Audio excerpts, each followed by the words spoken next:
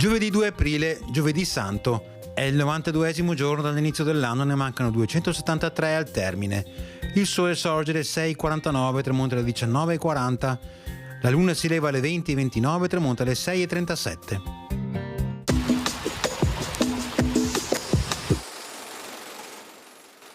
Dopo quasi 10 anni di dogado e dopo 15 giorni di malattia, muore il doge Pasquale Cicogna all'età di 86 anni.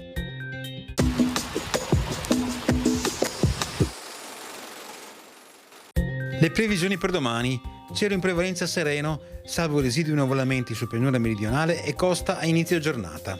Precipitazioni assenti, temperature in aumento, salvo calo delle minime sul pianura meridionale e orientale.